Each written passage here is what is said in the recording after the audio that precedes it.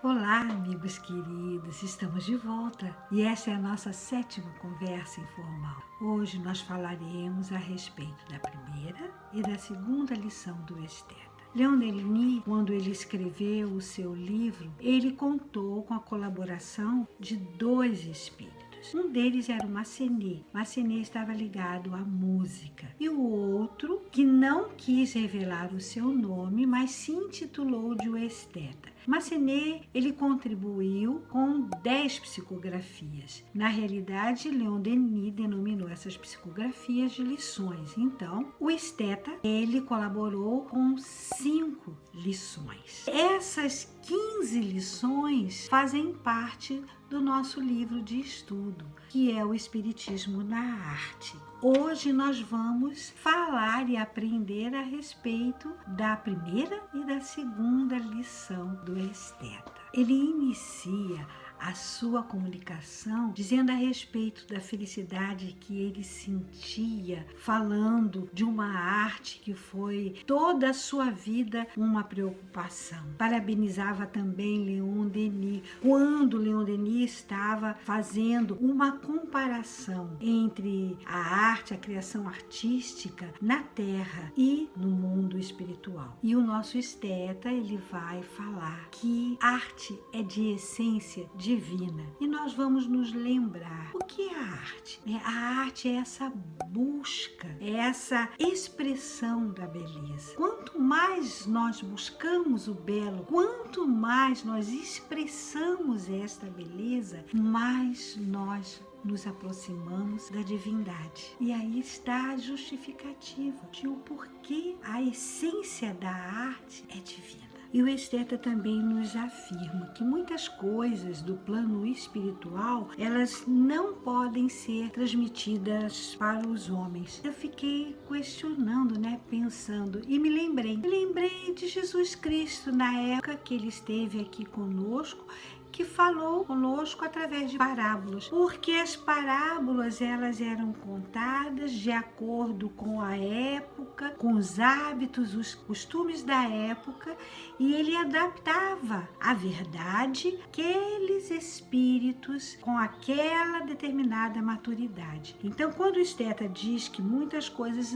ainda não são reveladas, não podem ser reveladas, é porque simplesmente nós não temos maturidade suficiente para entender todos os processos. Existem explicações sobre a música, como ela acontece, o processo todo que acontece no mundo espiritual. É dificílimo a gente entender. Existe a explicação de que o nosso vocabulário não consegue palavras para explicar, para definir coisas. E no nosso O Livro dos Espíritos, no capítulo de Deus, que é o capítulo 1, a questão 13, onde fala dos atributos da divindade, pergunta se não temos uma ideia completa dos atributos de Deus. E o Espírito vai responder o seguinte, prestem atenção que é a resposta e a explicação para que o Esteta nos dê. Do vosso ponto de vista, sim. Quer dizer, do ponto de vista da gente, a gente tem condições de entender, os atributos divinos. Porque credes tudo abraçar. Mas sabei bem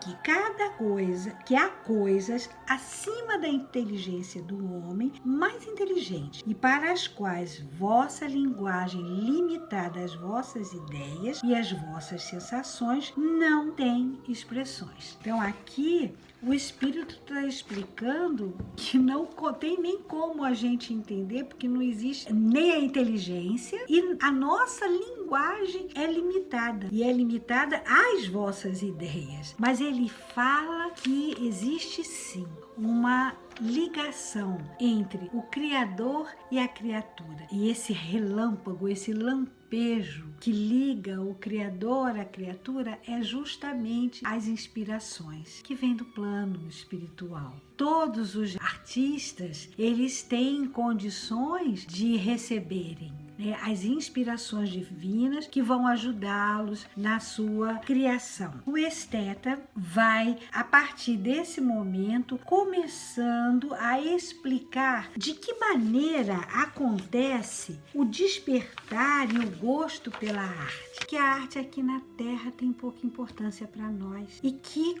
nos contentamos com este pouco e não fazemos nada para melhorar a situação da arte. Ele vai continuar explicando a criação artística no mundo espiritual. Um espírito humano vai se encarnar na Terra. Só que ele já teve experiências nas outras encarnações com a arte. No período que ele esteve no plano espiritual, ele continuou tendo esse contato com a arte. Aí ele vai e se encarna. À medida que ele vai encarnar, ele vai crescendo, ele já vai ter uma noção, desde criança, de senso estético. Ele já vai começar a manifestar o gosto pela arte. Vamos dizer que ele tenha interesse pela pintura. Então, desde cedo, ele vai ter o gosto pelas pinturas, ele vai ser uma criança que vai desenhar muito, ele vai querer ir em exposição. Então, ele já tem esse senso estético, mas que foi adquirido não nesta encarnação. Ele já trouxe isso como bagagem e ele vai crescer. Ele vai começar também aqui na Terra a ter experiências neste sentido. E aí ele vai começar a receber as inspirações e vai chegar a um ponto que ele vai ter noção realmente, o sentido do que seja a arte, porque ele vai buscar essa beleza, ele vai se comprometer, né, de ir em busca através de estudo, através de aprendizado de técnicas, ter o gosto pelo belo. Ele vai ter o sentido real que é a arte. Ele vai conseguir dominar a matéria. Ali está surgindo a genialidade. O que seria esse domínio da matéria? O pintor, ele vai pegar a tela em branco e através das suas pinceladas, através do domínio, né, das cores, da perspectiva, da luz, da sombra, ele vai começar a produzir. Isso é ter domínio, é o nascimento da genialidade. E aí esse espírito desencarna. Ele vai estar no mundo espiritual livre da carga da carne, do corpo.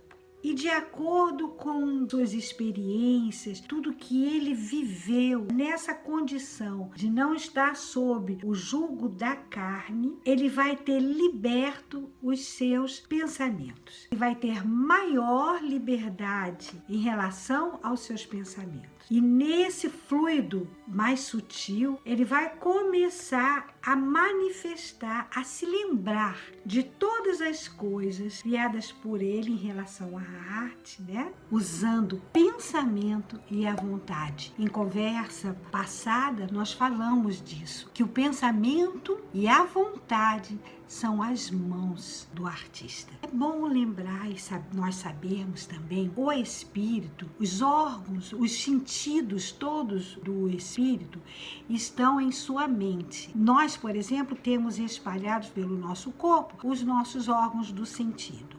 Já o espírito, todos os sentidos estão concentrados no pensamento. Eu vou ler aqui o que o esteta nos revela. Primeiro, o espírito recebe em sua memória as mais belas coisas que sensibilizaram seu cérebro na existência precedente. Se ele viveu em meio elevado graças às diretrizes adquiridas, os quadros que passarão em seu pensamento serão verdadeiramente inspirados pelo culto do belo. Portanto, este espírito, em nome do seu trabalho, será em pouco tempo transferido a um meio fluídico suficientemente puro, livre de parcelas materiais. E de lá poderá receber pela lembrança o reflexo artístico de suas vidas anteriores. Por um simples querer, tudo se concretizará com a ajuda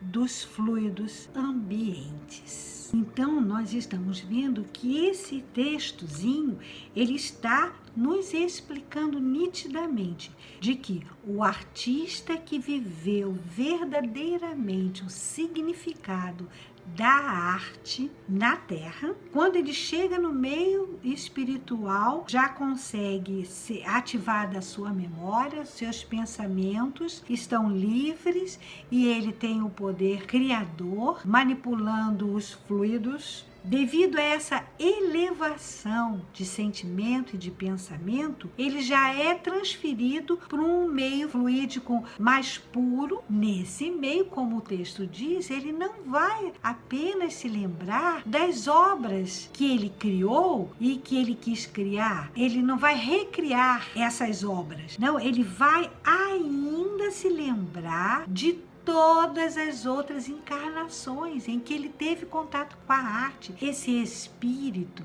ele passa a ser a luz para os insetos. Ele vai passar a ser um mestre. Então, ele tem uma bagagem e a criação dele, vocês imaginem como será. Com tudo isso incorporado no seu pensamento e com essa capacidade de criar vontade e pensamento. A memória dele, tudo vivinha. Então, ele começa a atrair espíritos que desejam evoluir. E eles sabem que através da arte eles conquistam esta evolução. Aproxima-se dois tipos de espíritos: aqueles que querem evoluir e vão se aproximar com esse objetivo definido, e aqueles espíritos que gostam da arte. O que vai acontecer? O mestre espiritual vai passar para esses espíritos quadros, as cenas, e ele consegue passar para esses espíritos. Lembre-se do poder criador. Esses espíritos, ao verem, os quadros e sentirem as cenas, perceberem todas essas cenas artísticas, eles têm prazer, alegria, eles vivenciam isso. Depois, então, dele fazer essa troca, muitos espíritos que estão ali presentes, que tiveram seu primeiro contato com a arte, planejam futuramente serem artistas. E aí aqui está escrito o seguinte: é assim que geralmente os meios artísticos se perpetuam, da Terra ao espaço, do espaço à Terra e nos outros mundos, visto que existem aqueles em que os meios de criação artística são mais ricos do que em vosso globo.